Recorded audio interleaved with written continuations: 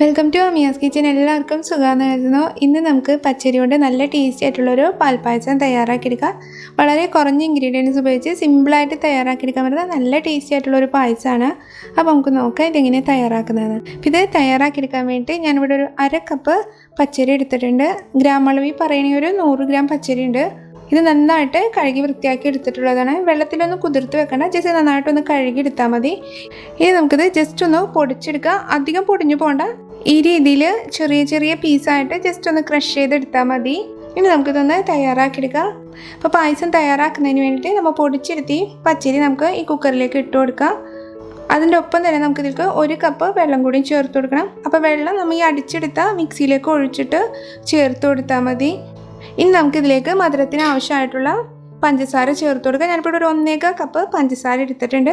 അപ്പോൾ അത് നമുക്ക് ഇതിലേക്ക് ചേർത്ത് കൊടുക്കാം.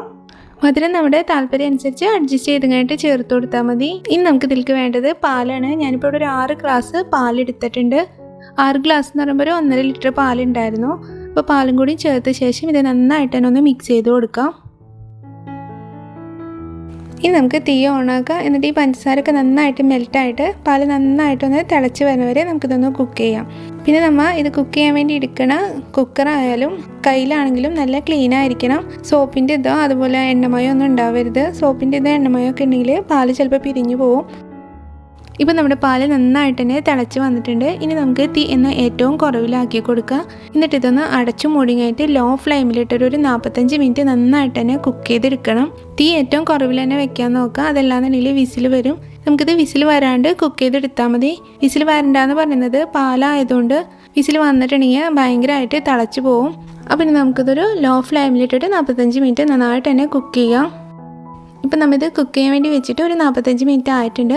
ഇനി നമുക്ക് തീ ഓഫ് ചെയ്യാം. എന്നിട്ട് തീ ഓഫ് ചെയ്ത ശേഷം ഒരു 1 മണിക്കൂറൊക്കെ കഴിഞ്ഞിട്ട് തുറന്നാൽ മതി. എന്നാലേ നമുക്കൊരു ലൈറ്റ് പിങ്കിഷ് കളറിൽ ഇത് തയ്യാറായിട്ട് കിട്ടുള്ളൂ. നമ്മൾ ഉണക്കലരിയൊക്കെ വെച്ച് ചെയ്യുന്ന പോലെ അത്ര ഡാർക്ക് പിങ്കിഷ് കളർ അല്ലെങ്കിലും പച്ചരി വെച്ചിട്ടും നമുക്ക് ഈ രീതിയിൽ തയ്യാറാക്കിയെടുക്കണമെങ്കിൽ ഒരു ലൈറ്റ് പിങ്കിഷ് കളറിൽ ഇത് റെഡിയാക്കി എടുക്കാൻ പറ്റും.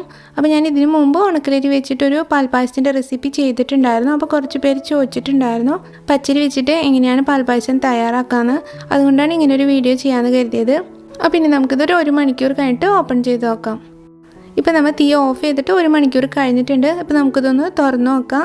ഇപ്പോൾ നമ്മുടെ പായസം ഓൾമോസ്റ്റ് റെഡി ആയിട്ടുണ്ട്. ലൈറ്റ് ഒരു പിങ്കിഷ് കളറിൽ കറക്റ്റ് കൺസിസ്റ്റൻസിയിൽ റൈസൊക്കെ നന്നായിട്ട് തന്നെ വേവായിട്ടുണ്ട്. ഇനി നമുക്കിതിലേക്ക് ഒരു അല്പം ഉപ്പ് ചേർത്ത് കൊടുക്കുക. ആ ടേസ്റ്റ് ഒന്ന് ബാലൻസ് ചെയ്യാൻ വേണ്ടിയിട്ടാണ്. പിന്നെ ഇതിൽ കണ്ടിപ്പരിപ്പ്, മുന്തിരി, ഏലക്കായ, നെയ്യ് ഒന്നും ചേർത്ത് കൊടുക്കേണ്ട കാര്യമില്ല. അത് ഈ രീതിയിൽ തന്നെ കുടിക്കാൻ നല്ല ടേസ്റ്റാണ്. ഇപ്പോൾ നമ്മുടെ പായസം റെഡി ആയിട്ടുണ്ട്. ശരിക്കും സിമ്പിളായിട്ട് കുറഞ്ഞ ചേരുവകൾ ഉപയോഗിച്ച് നമുക്ക് തയ്യാറാക്കിയെടുക്കാൻ പറ്റുന്ന നല്ല ടേസ്റ്റി ആയിട്ടുള്ളൊരു പായസമാണ്. കുറച്ച് സമയം എടുക്കും, പക്ഷേ പണി വളരെ കുറവാണ്. അപ്പോൾ എല്ലാവരും ട്രൈ ചെയ്ത് നോക്കിയിട്ട് തീർച്ചയായിട്ടും നിങ്ങളുടെ അഭിപ്രായം അറിയിക്കുക. ഇഷ്ടപ്പെട്ടാൽ ഫാമിലീസിനും ഫ്രണ്ട്സിനും ഒന്ന് ഷെയർ ചെയ്യാൻ മറക്കരുത്. അതുപോലെ ലൈക്ക് ചെയ്യാനും സബ്സ്ക്രൈബ് ചെയ്യാനും മറക്കരുത്. താങ്ക്